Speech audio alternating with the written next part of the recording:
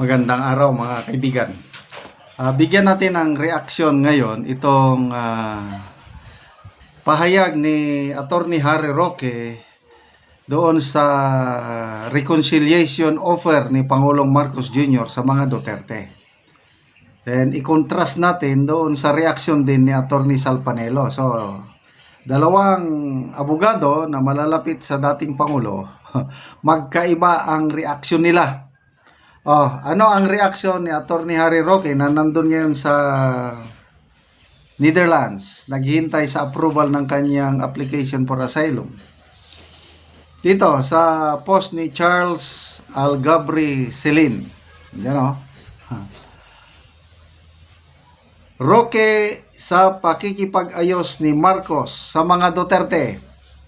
Nek-nek mo. Ano bang ibig sabihin ng nek-nek mo? Parang hindi ko masyadong naririnig. Parang ano ito? May galit? Nek-nek mo. Nek-nek. Nek ba dito? Honestly, hindi ko masyadong naririnig itong nek-nek mo. Parang hindi ako naniniwala sa'yo. O ano ba? Tumahimik ka dyan. So, yun ang ano niya. Hindi siya after election, nung nalaman na yung resulta, nag-post kagad si Attorney Roque. Palaban itong Attorney Roque, sabi niya, kahit hindi kandidato si Junior, masasabi ko, papunta na siya magiging lame duck president. Lame duck. Wala nang asim, wala nang kapangyarihan, wala nang maniniwala. Kasi nga, sa election, biruin mo naman, mismong partido ng Pangulo, yung tatlong kandidato sa kanyang partido, walang isa mang nanalo. Yung pinagmamalaki ng Pangulo na 12-0, nagmamalaki nga they have the best candidates. At ang kabilang kampo, inutusan lang nanalo na bumili ng suka. Ay wala, lilima lang nanalo. Tinapatan sila ng PDP, 5 din. Nakapasok ang 2 dilawan. Ibig sabihin, mahina. Kaya nga, lame duck. 7, considered opposition. Dilawan at Duterte, mga opposition. Lilima lang. Kaya lame duck president, sabi ni Attorney Roque. So ito ngayon, after nung mahimasmasan na sila, lalo na yung victory party ng alyansa. Dapat 5 nanalo, nandyan sana yung 5. Iisa lang nagpakita. Si Lito Lapid lang. Anong ibig sabihin nun? Talagang there is something wrong na sa alyansa. Palubog na kung barko pa. Yun, biglang nagpa-interview ngayon kay Katunying. Ang dami niyang sinabi na nagiging viral at ang pinaka-viral lahat na pinag-uusapan itong gusto niya nang makipag-reconcile sa mga Duterte. Ayaw na daw niya ng gulo, marami na daw siyang kaaway. Kalimutan na daw ang gulo, magtrabaho na lang, magsama-sama na lang, kalimutan ng politika. Wow naman, kaya ayun, nek-nek mo. So yun kay Attorney Roque. Iba naman kay Attorney Sal Panelo. Ano sabi ni Attorney Sal Panelo? Posible. Yes. Posibleng magkaroon ng reconciliation. Mas positive itong si Attorney Panelo. Kailang may kondisyon. Basta ang Pangulong Marcos Jr., medyo may pagka-loyalist kaya itong si Attorney Panelo. Mga original Marcos loyalist itong si Attorney Panelo. Sila yung mga panahon ng Cory administration, sila yung binubumba ng mga water cannons na lumalaban para sa mga Marcos. Alam ko, kaya may pagkaano pa rin sa Marcos itong si Panelo. Posible, yes. Basta gagawa ang Pangulong Marcos Jr. ng hakbang para pabalikin niya si dating Pangulong Rodrigo Roa Duterte dito sa Pinas. Kaya niya yung gawin. I-request lang niya makipag-communicate ang Pangulo sa ICC na aaminin na nagkamali ang mga tauhan ng presidente sa pagdala kay Presidente Marcos doon sa Netherlands. At ngayon, i-request ng Pangulo, ipabalik. Kaya daw gawin ng Pangulo yan kung gusto niya. Kung magawa ng Pangulo yon, ayun, posibleng reconciliation. So ano sa tingin nyo? Yun din ang nababasa ko maraming comments.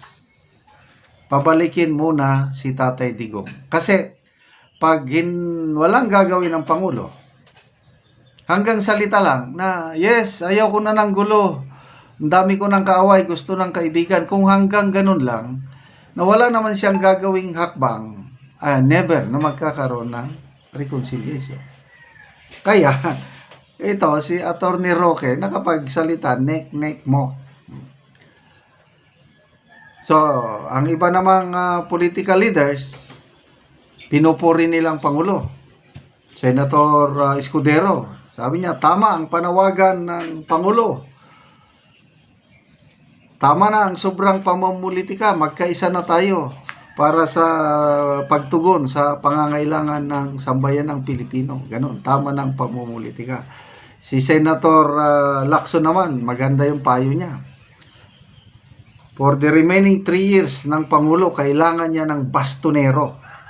Bastonero, yung matapang ba na alalay na kinakatakutan ng administration man o oposisyon para may magawang maganda ang Pangulo.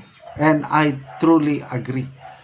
Ang kulang sa Pangulo, sobrang mabait.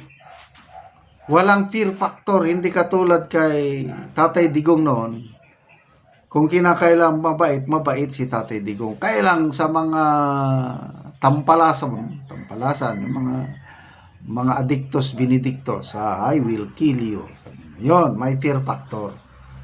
So, yon, according to Senator Lacson, kailangan ng Pangulo ng bastonero, yung may fear factor, para manginig ang kongresista ba yan, mga directors ba yan, mga sa gobyerno, oposisyon, manginig dahil sa bastonero.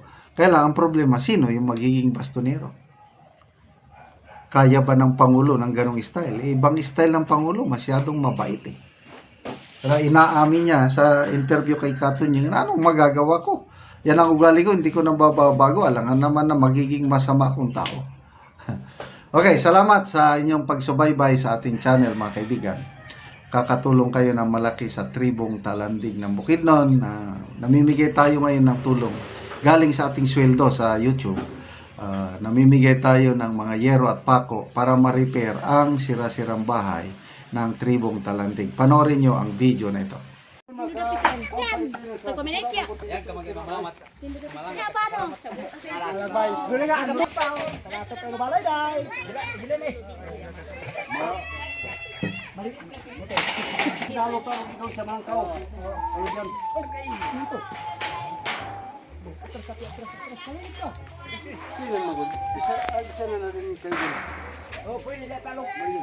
Pero mapag-ilisat aman utso sila. Di ba? Giasat ka gamay. Wala na na bata. Motor ko nagjuan ano ba?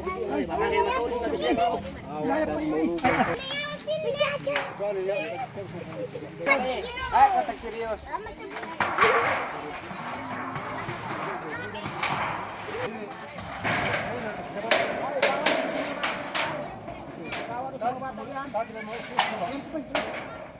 Bet, yan na. Patuloy ang sirami.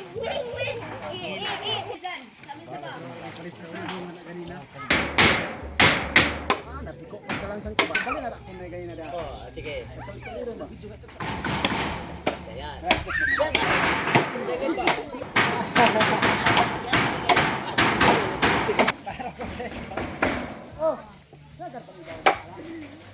Og karon nindot na gid kayo ang ilang balay. So nakabalay na gid ka. Wala na gid ko. Nindot na gid kayo oh. Lahat salamat dito sa Ginoong Oh. naka